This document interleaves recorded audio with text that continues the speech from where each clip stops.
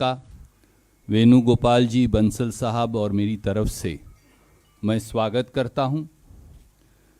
बहुत मुश्किल समय में एक अच्छी खबर आई, जैसा आदरणीय राहुल जी ने कहा कि आज हिंदुस्तान ने ऑस्ट्रेलिया में अपनी जीत का झंडा गाड़ा है। सब देशवासियों को राहुल गांधी जी की तरफ से, कांग्रेस अध्यक्षा जी की तरफ से बहुत बहुत बधाई। देश का किसान जो पीड़ा में है उसे लेकर आज राहुल गांधी जी आपसे बात करेंगे और भारतीय राष्ट्रीय कांग्रेस की ओर से एक किसान की पीड़ा को लेकर एक पुस्तिका जो सर्कुलेट की जाएगी। मैं सबसे पहले आदरणीय राहुल गांधी जी से और संगठन महासचिव प्रभारी और हमारे कोषाध्यक्ष जी से अनुरोध करूंगा कि पहले वो बुक रिलीज कर दें और उसके बाद राहुल जी आपसे बात करेंगे। आदरणीय राहुल जी, 2 मिनट हो जाए।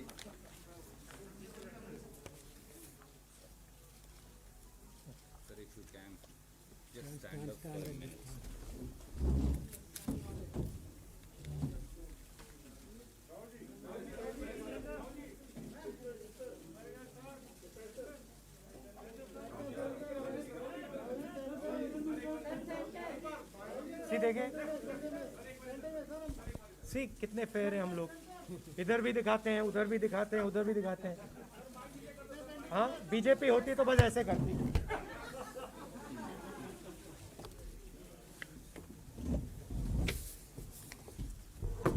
आदरणीय साथियों, बगैर किसी विलंब के मैं अनुरोध करूंगा कि आदरणीय राहुल गांधी जी आपसे बात करेंगे।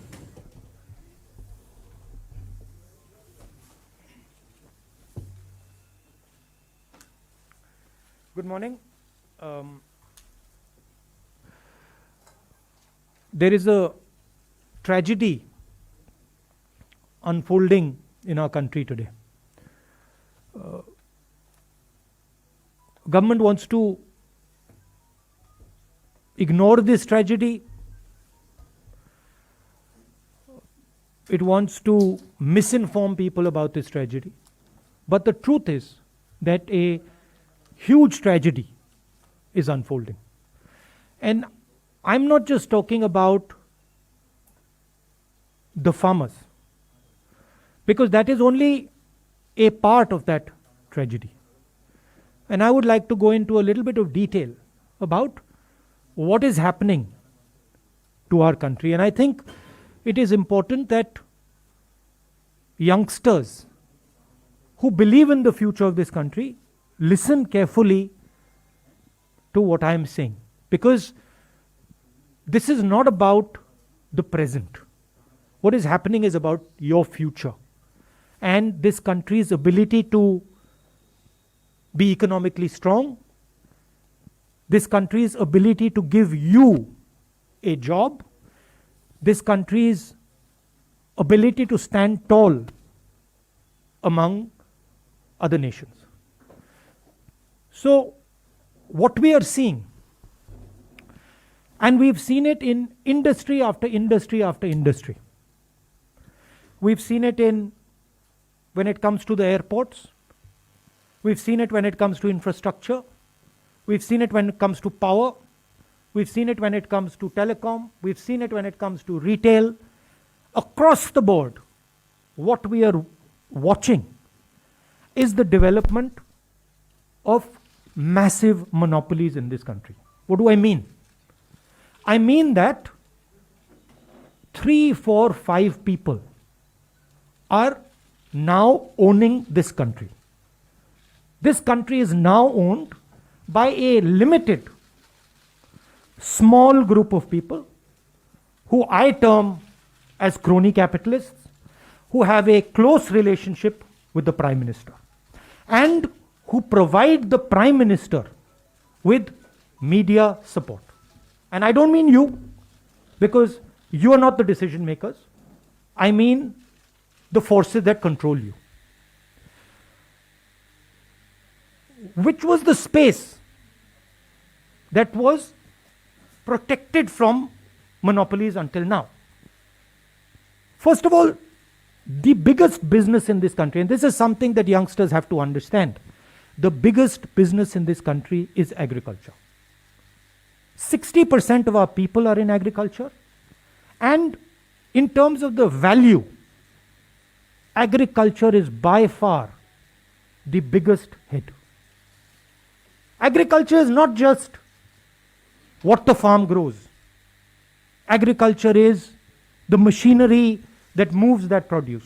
Agriculture is the structure of how that produce is sold. And now what we are seeing is the last bastion that was protected from monopoly is now being overrun. How is it being overrun? 3 new laws have been passed. They are designed to destroy Indian agriculture. How are they designed to do it? By destroying the Mandi, by destroying the Essential Commodities Act, and by making sure that no Indian farmer can go to court to protect himself. And to me it is a tragedy that this entire country is just watching this ridiculous show. It is a tragedy because it shows me that the country itself is not able to understand the depth of what is happening. So what is going to be the result of this? The result of this is going to be 3 or 4 people are going to own India. 3 or 4 people are going to own the entire agricultural system. Farmers will not get the value they deserve. The Mandi system will be destroyed. 3 or 4 businessmen will be able to store millions and millions and millions and millions of tons of wheat, rice, other essential commodities. And then, my friends in the middle class, you will be paying prices that you have never imagined. Please understand that the rice you buy, the wheat you buy, comes to you at the rate it comes because of the APMC, because of the agricultural system, because of the structure. So this is not an assault on the farmers. This is an assault on the middle class, and this is an assault on every single youngster in this country who is not going to be able to get a job. So this is what I want to tell the youngsters. Realize that your independence is being taken away. Realize that this happened before, and we fought this. And everything we have today is because of the fight that we fought. And the same exact thing is happening to India today. This is the simplest way I can put it. So, why are the farmers of Punjab and the farmers of Haryana standing there? Who are they? They are the patriots of this country who are protecting the livelihood of 60% of this country. I 100% support them. And I go further. Every single Indian person should support them because they are fighting for us. They are not fighting for themselves. They are fighting to prevent this country from falling into the hands of 2 or 3 people. That is the heart of what I wanted to say. मैं हिंदी में बोल देता हूं. देखिए, अगर आप पिछले 6-7 साल को देखें तो हर इंडस्ट्री में उन्हीं 4-5 लोगों की मोनोपोली बन रही है. पावर देखिए, एयरपोर्ट्स देखिए, पोर्ट्स देखिए, टेलीकॉम देखिए, जहां भी आप देखेंगे उन्हीं 4-5 लोगों की मोनोपोली बन रही है. मतलब इस देश के 4-5 नए मालिक हैं. आज तक एग्रीकल्चर में, खेती में मोनोपोली नहीं थी. आज तक हिंदुस्तान के खेतों का फायदा किसानों को जाता था, मजदूरों को जाता था, मिडिल क्लास को जाता था, गरीबों को जाता था. कैसे? एक पूरा ढांचा था जो इन लोगों की रक्षा करता था. उसमें मंडियां शामिल थी, उसमें एसेंशियल कमोडिटीज एक्ट शामिल था, उसमें लीगल सिस्टम शामिल था. ये 3 कानून खेती में, एग्रीकल्चर में एक बार फिर जो इंडिपेंडेंस से पहले हालत थी वो करने जा रहे हैं। 4-5 लोगों के हाथ में पूरा का पूरा एग्री हिंदुस्तान की खेती का ढांचा नरेंद्र मोदी जी दे रहे हैं। इसीलिए किसान बाहर खड़े हैं और किसान अपनी रक्षा नहीं कर रहे हैं। और ये हमारे मिडिल क्लास भाइयों को और खासतौर से युवाओं को समझना होगा, वो आपकी रक्षा कर रहे हैं, वो आपके भोजन की रक्षा कर रहे हैं। और हम सबको पूरा का पूरा उनको समर्थन देना है। यह हिंदुस्तान की रियलिटी है। अब आप मुझसे कोई सवाल पूछना चाहते हैं, जरूर पूछिए। We'll take questions. देखिए, एक बात है, ये जो प्रेस कॉन्फ्रेंस है ये मैं किसान भाइयों के लिए कर रहा हूं, तो ब्रॉडली मैं आपके जवाब दूंगा, मगर डिस्ट्रैक्ट करने की आप कोशिश मत कीजिए। We'll go one by one. Let's go with Sanjeev from PTI. I'll come to you, ma'am. I've noted it. As you know, there is a deadlock currently over the issue of farmers. Both the government and the farmers sticking to their stance. So, where do you think lies the solution to this issue? And do you think or convening an all-party meeting would be a... There is no deadlock. You have to understand what is going on. There is no deadlock. The government believes that they can tire out the farmers. The government, in its arrogance, believes that किसानों को थकाया जा सकता है, किसानों का बेवकूफ बनाया जा सकता है। किसानों को ना थकाया जा सकता है, ना उनका बेवकूफ बनाया जा सकता है। किसान प्रधानमंत्री से ज्यादा होशियार है। प्रधानमंत्री से ज्यादा समझ हिंदुस्तान के किसान को है, क्या हो रहा है क्या नहीं हो रहा है। तो that is the reality. Solution एक ही आएगा, ये तीनों कानूनों को वापस लेना पड़ेगा, और कोई सोल्यूशन नहीं आएगा। We are exerting more pressure. We are already exerting pressure. This press conference is a means of exerting pressure. But more than exerting pressure, I think the thing to understand is that this is not about farmers. This is about the creation of massive monopolies in this country that are going to take away wealth from the people of India. This is the crux of it. Please tell me one industry in India today, just name it for me, which is not monopolized by the same 5-6 people. That is the real crux of the issue. The farmers this is the first step. But you will see after the farmers, India will not be able to produce jobs. Why is it that the Indian economy has gone from the best performance to the worst performance? Siddharth from ANI. I've noted that.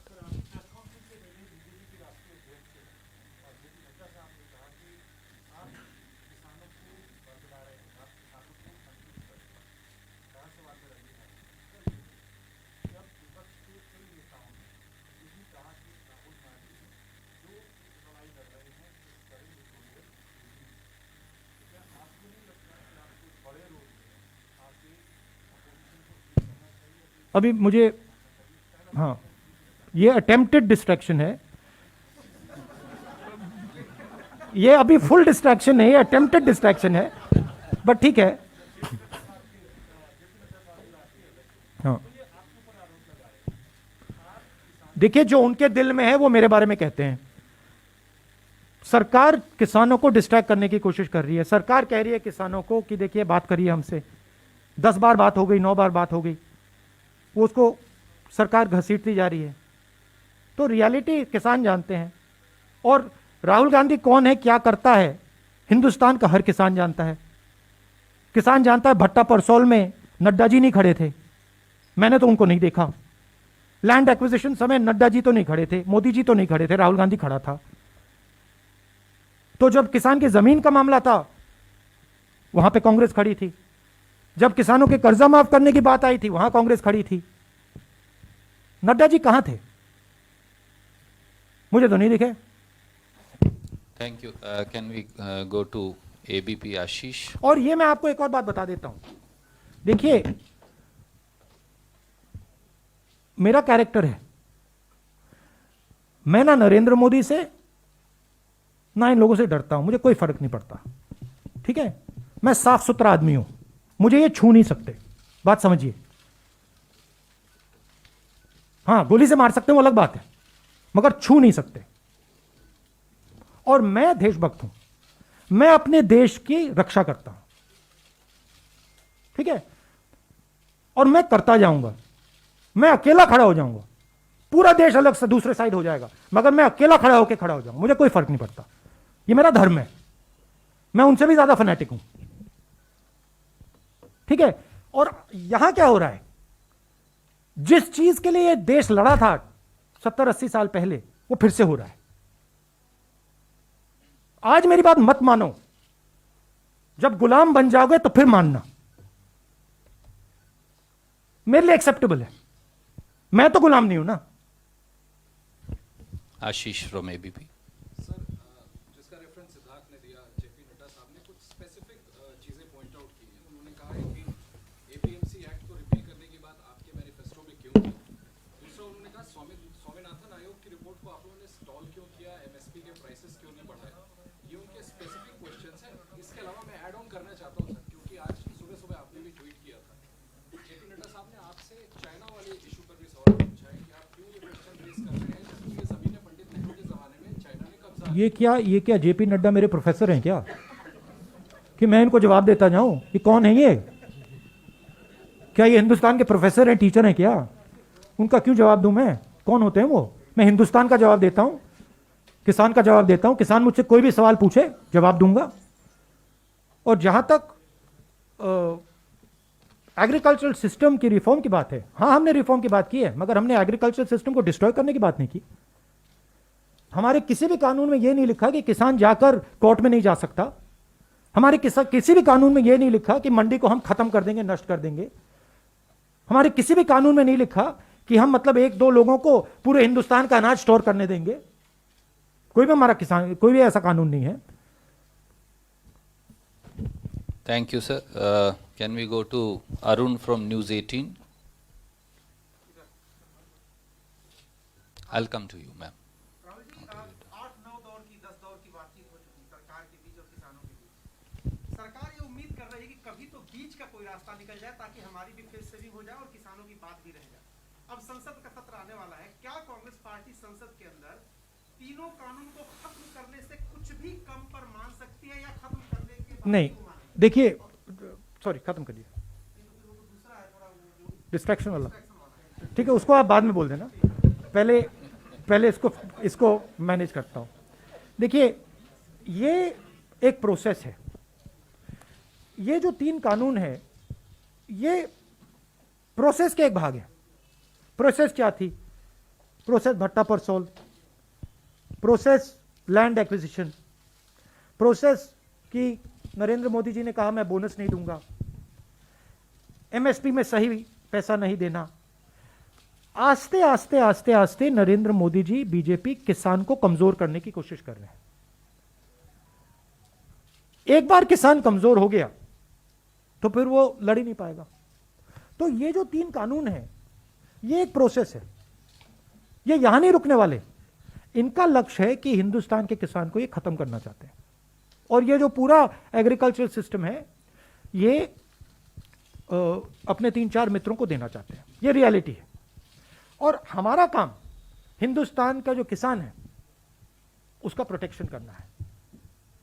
तो इस specific instance में ये 3 कानूनों को रद्द करना ही पड़ेगा। Congress party की पोजीशन है, किसानों की पोजीशन है।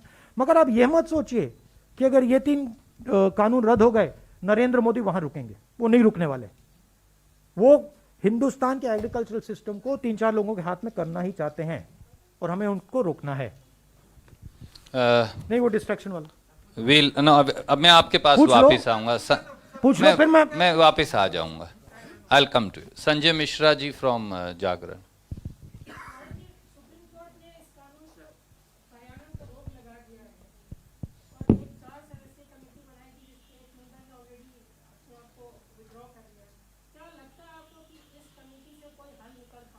देखिए, सुप्रीम कोर्ट पे मैं टिप्पणी नहीं देना चाहता हूं, बट सुप्रीम कोर्ट की रियलिटी पूरे हिंदुस्तान को दिख रही है. Thank you, sir. I'll come to you. I'll come to you. Anand Patel from India Today. You spoke about the narrative and the agenda which the government is trying to set whenever it is in a suit.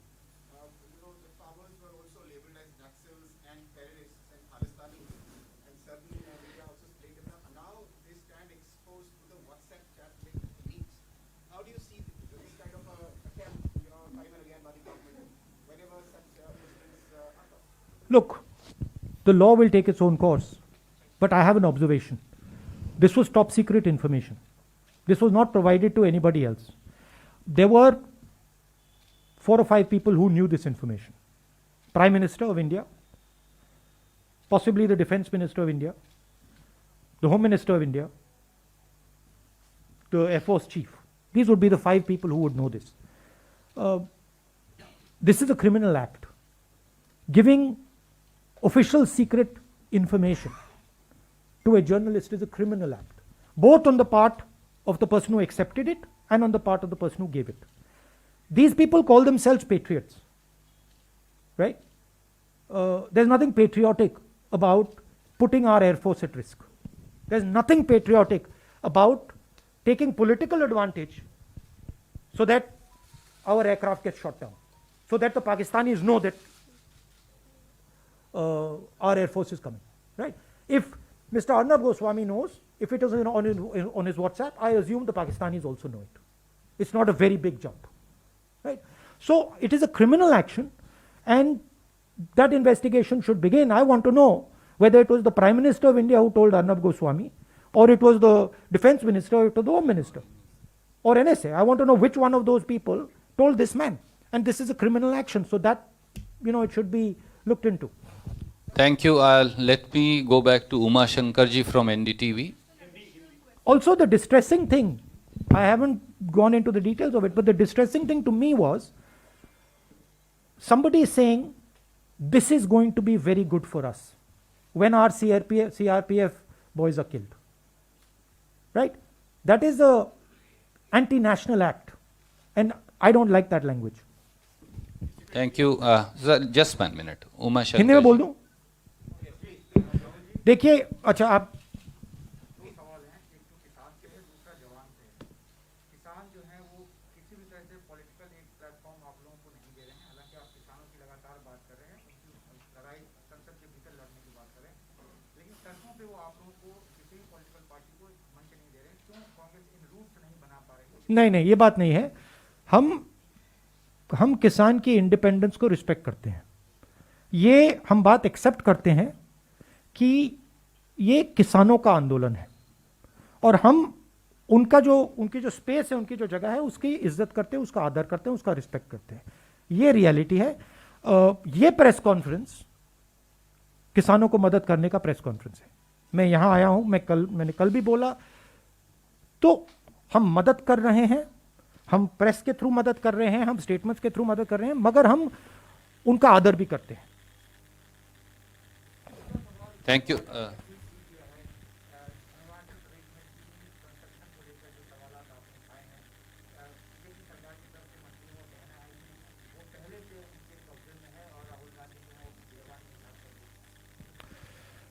देखिए, मैंने corona के समय कहा था फरवरी में कि बहुत बड़ी प्रॉब्लम क्रिएट होने वाली है. आप में से लोगों ने मजाक उड़ाया, ठीक है. आप में से लोगों ने कहा कि देखो राहुल गांधी क्या बोल रहा है. शब्द था फियर मॉन्गरिंग. मैं आपको आज बता रहा हूं, और आप अपने नोटपैड में ये लिख दीजिए. चाइना हिंदुस्तान की कमजोरी को देख रहा है और समझ रहा है, और चाइना के पास एक साफ क्लियर स्ट्रेटेजिक विजन है. वो दुनिया को शेप करना चाहते हैं. हिंदुस्तान के पास कोई स्ट्रेटेजिक विजन नहीं है. हिंदुस्तान कभी ये करता है, कभी वो करता है, स्ट्रेटेजिकली काम नहीं कर रहा है. चाइना ने हिंदुस्तान को 2 बार टेस्ट किया है। एक बार ढोकलाम में टेस्ट किया है और अब लद्दाख में अपने ट्रूप्स डालकर टेस्ट किया है। वो टेस्ट कर रहा है, वो ऐसे देख रहा है। और मैं आपको बता रहा हूं कि अगर चाइना को क्लियर मैसेज हिंदुस्तान ने नहीं दिया, अगर हिंदुस्तान ने क्लियर अपने दिमाग में स्ट्रैटेजी नहीं बनाई, चाहे वो मिलिट्री स्ट्रैटेजी हो, चाहे वो इकोनॉमिक स्ट्रैटेजी हो, चाहे वो जियोपॉलिटिकल स्ट्रैटेजी हो, तो चाइना चुप नहीं बैठेगा। चाइना इसका फायदा उठाएगा और जब फायदा उठाएगा तब नुकसान हो जाएगा, तब आप उसको रोक नहीं पाओगे। इसीलिए मैं रिपीट करता जा रहा हूं, मैं रेड फ्लैग रेज कर रहा हूं सरकार के लिए। आपके जमीन के अंदर आ गए हैं, आपको लगता है कि ये इसको आप तू मैं करके परे कर सकते हो। आपको लग रहा है कि आप इवेंट मैनेजमेंट के थ्रू इसको मैनेज कर सकते हो। आप गलत फहमी में हो। चाइना दूसरी चीज है। चाइना डोमिनेट करना चाहता है और वो सिस्टमैटिकली काम कर रहा है। आपके शब्दों से कुछ फर्क नहीं पड़ने वाला है। आप मेरे बारे में कुछ भी बोल दो, कुछ फर्क नहीं पड़ने वाला है। आपका काम हिंदुस्तान की रक्षा करने का है, आप नहीं कर रहे हो और उसका नतीजा हिंदुस्तान को देखने को मिलेगा। रियलिटी से नहीं हट सकते हैं। इसीलिए मैं वार्निंग दे रहा हूं कि देखिए, मैं ऑपोजिशन लीडर हूं, मेरा काम है, देखिए कोरोना आ रहा है, इकोनॉमिक डैमेज होगा, लोग मरेंगे, तैयारी कर लीजिए। उन्होंने कहा राहुल गांधी बकवास कर रहे हैं। आपने देख लिया, इकोनॉमी उड़ गई, रोजगार खत्म हो गया, मजदूर मर गए। क्यों? क्योंकि वो बस बातचीत करते रहते हैं। उनके माइंड में एक्चुअल वो एक्शन नहीं करना चाहते। और दुनिया डेंजरस रास्ते से निकल रही है। ट्रांजिशन पीरियड है, बदलाव का पीरियड है और जो हमारी नेशनल लीडरशिप है उसको सीरियसली लेना चाहिए। Thank you sir. Can I go back to Raman? देखिए, जैसे मैंने आपसे कहा कि फार्म लॉ एक इवेंट नहीं है, एक प्रोसेस है। पहले लैंड एक्विजिशन, भट्टा पर सॉल, प्रोसेस। चाइना एक इवेंट नहीं है, चाइना एक प्रोसेस है। और मैं स्टडी करता हूं, मैं सोच समझ के बोलता हूं। मैं आपको बता रहा हूं, बहुत डेंजरस सिचुएशन बन रही है। शुक्रिया। मैं क्या सब साथियों से अनुरोध करूं कि जैसा राहुल जी ने कहा था कि ये किसान मजदूर को लेकर पत्रकार वार्ता है, तो हम अपना प्रिंसिपल फोकस वहां रखेंगे। Raman from news 24। ये सर कम प्रेस कॉन्फ्रेंस में कई बार जिक्र किया कि भट्टा परसोल में या भूमि अधिग्रहण कानून किसी को नहीं लगता था कि वापस होगा, लेकिन सरकार पर आपने दबाव बनाया और वापस हुआ। और हमने तमिलनाडु में भी आपका बयान देखा कि जो आपने कहा कि मैं आपको कह रहा हूं कि इस कानून को, जो कृषि कानून है, इस कानून को भी सरकार को वापस लेना होगा। लेकिन एक किसान नेता का बयान कल या परसों आया था। उन्होंने कहा कि अगर विपक्ष मजबूत होता तो शायद हम लोग को सड़क पर बैठना नहीं पड़ता। कई महिलाओं ने कहा कि हम अपने घरों से नहीं निकलते हैं, लेकिन यहाँ पे सड़क पर टेंट में बैठे हुए हैं। आपको लगता है कि ये रियलिटी है, उनको भी इस बात को स्वीकार करना पड़ रहा है कि विपक्ष मजबूत नहीं है, इसी के चलते हमको? देखिए, जो विपक्ष लड़ता है वो इंस्टीट्यूशनल फ्रेमवर्क के साथ लड़ता है। विपक्ष को फ्री एंड फेयर मीडिया की जरूरत होती है। विपक्ष को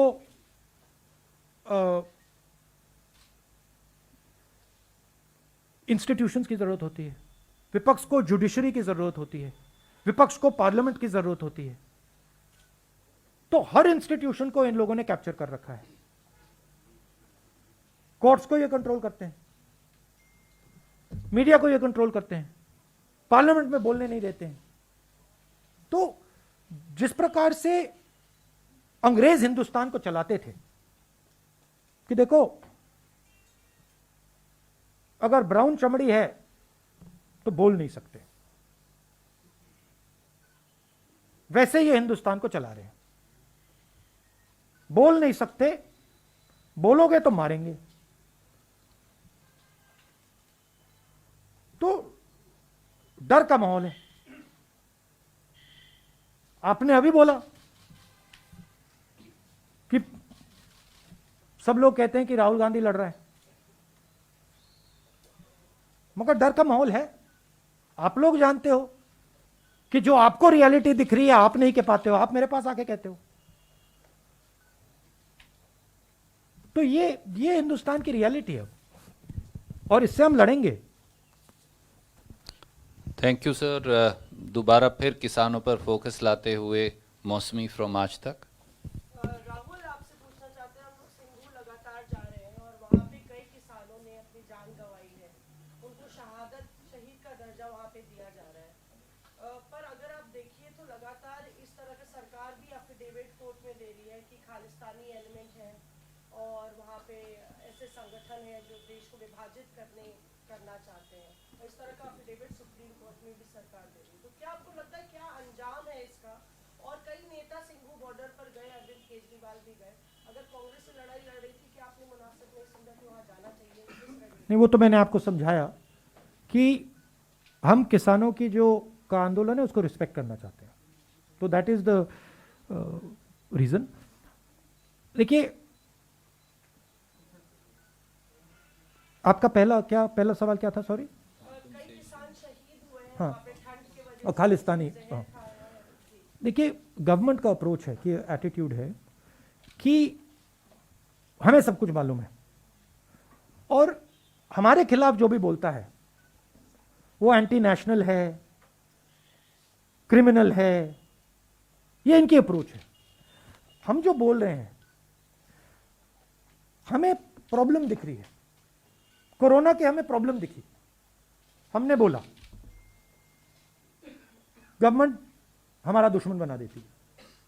हमने चाइना की बात बोली, गवर्नमेंट हमारा दुश्मन बना देती है। बट हम वार्निंग सिग्नल दे रहे हैं। गवर्नमेंट को यह समझ नहीं आ रही है कि मान लो इन्होंने इन किसानों को दबा भी लिया, मामला वहां नहीं रुकने वाला, एनर्जी कहीं और से निकलेगी, युवाओं से निकलेगी, अनएम्प्लॉयड यंगस्टर से निकलेगी। तो हम वार्निंग दे रहे हैं कि देखिए, आपने हिंदुस्तान के किसानों पर आक्रमण किया है, यह आप मत कीजिए। आप इनकी शक्ति को नहीं पहचान रहे हैं। तो ये रियलिटी, इनकी अप्रोच ही गलत है। ये सीखना नहीं चाहते हैं, ये सोचना नहीं चाहते हैं, ये सिर्फ बोलना चाहते हैं। इनको सिखाया गया है, आरएसएस के लोग उनको सिखाते हैं कि देखो, ना तुम्हें सुनना है ना तुम्हें समझना है, तुम्हें बस बोलना है। और बोलने में ये टॉप ग्रेड है, बट सोचते नहीं है। और देश को चलाने के लिए बोलने से ज्यादा सोचने की जरूरत होती है। Thank you. I go one by one. Anoop Vajpayee ji from Amar Ujala. We should conclude now after one. Sir, one more question. Anup is there.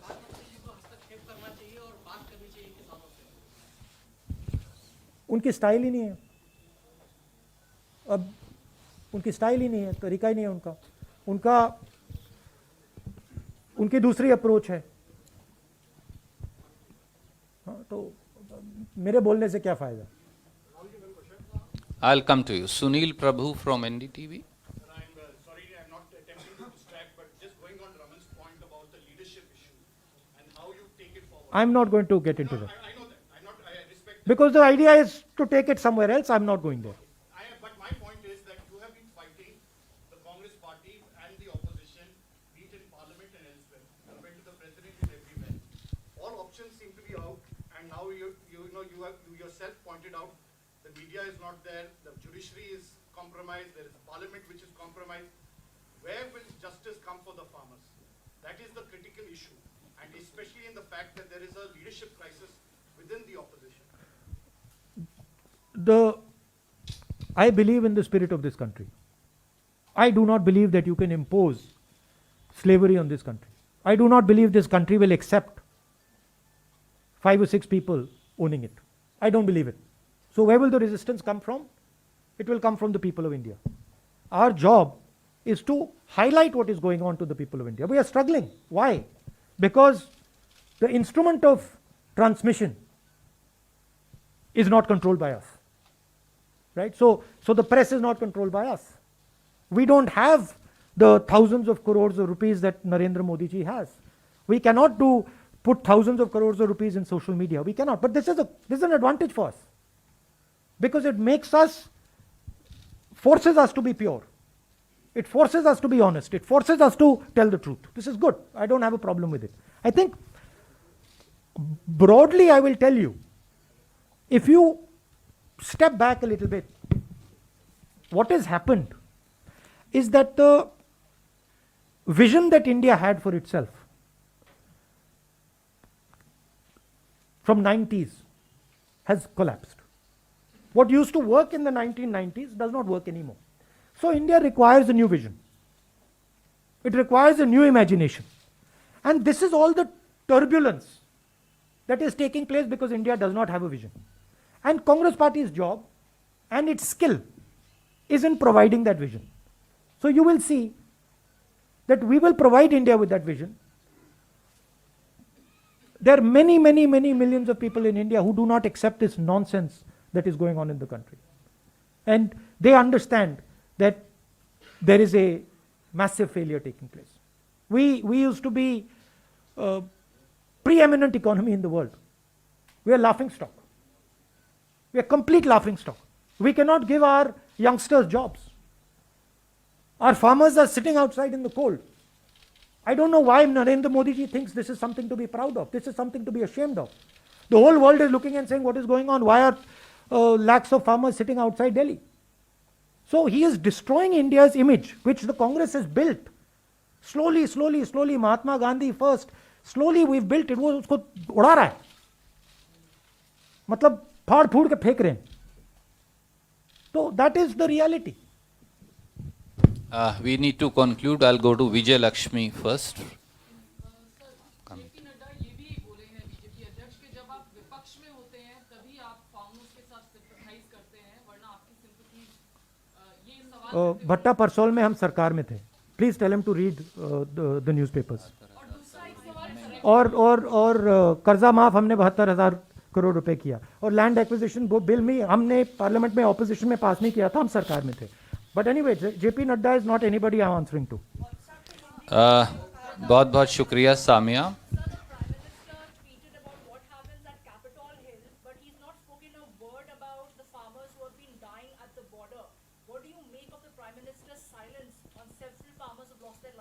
Well, I remember the Prime Minister saying, "Is bar Trump Sarkar."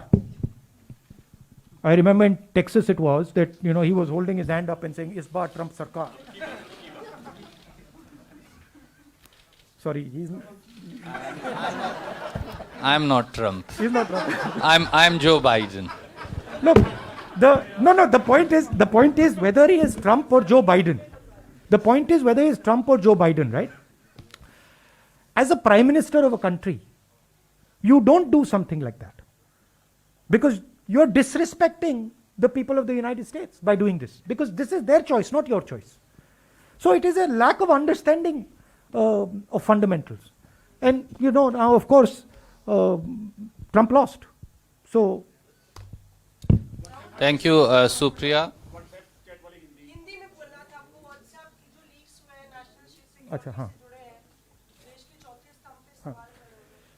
देखिए, not be booked as for treason and as a traitor because he's leaking classified information. वो किसको book करना है? वो journalist को book करना है या उनको बुक करना है जिन्होंने इंफॉर्मेशन दिया, या दोनों को बुक करना है?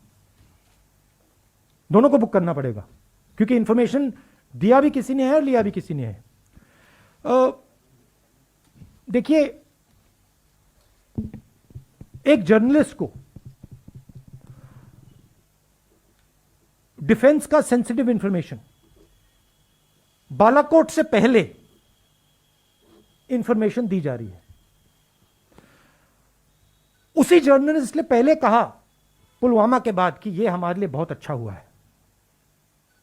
Reflection of the mindset of the prime minister. जो इनकी माइंडसेट है वो उनकी माइंडसेट है। ये देखो हमारे लिए बहुत अच्छा हुआ है कि हमारे 40 लोग मर गए, अब हम चुनाव जीत जाएंगे। आपने इंफॉर्मेशन दी, इंफॉर्मेशन चार पांच लोगों के पास थी। ऐसे मिशन में पायलट्स के पास नहीं होती है। ऐसे मिशन में पायलट्स को लास्ट मिनट में मिलती है। एयर चीफ के पास थी, prime minister, home minister, defence minister, NSA.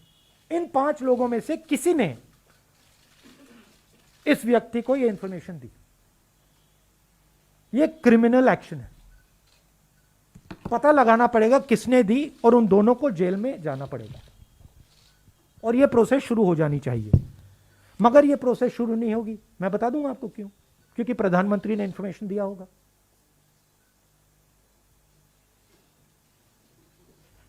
तो होगी नहीं, शायद बाद में हो। क्या आधार है आप कह रहे हैं प्रधानमंत्री ने दिया है? कोई नहीं, मैं होना चाहिए, बहुत बड़ा आरोप लगा रहे हैं। 5 लोगों के पास है। आपके पास इंफॉर्मेशन थी, आप तो नहीं दे सकती थी। Prime minister new, air chief new, NSA new, home minister new, defence minister new, 5 people new. Which one of इनमें 5 में से किसने दिया? तो दैट इज क्लियर कट, सीधी बात है। 1 second sir, last question Ranjita ji. Rahul, इस पूरे किसान आंदोलन के दौरान कई चीजें देखने को मिली, कई चीजें सुनने को मिली। एक जो अहम चीज रही वो ये कि असली और नकली किसान। लगातार सरकार की तरफ से भी ये कहा गया कि नकली किसान है जो बाहर सड़क पर प्रदर्शन कर रहे हैं।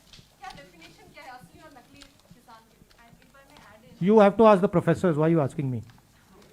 आप प्रोफेसर से पूछिए, नाडा जी से पूछिए। We can conclude. Thank you Thank very you much. so much.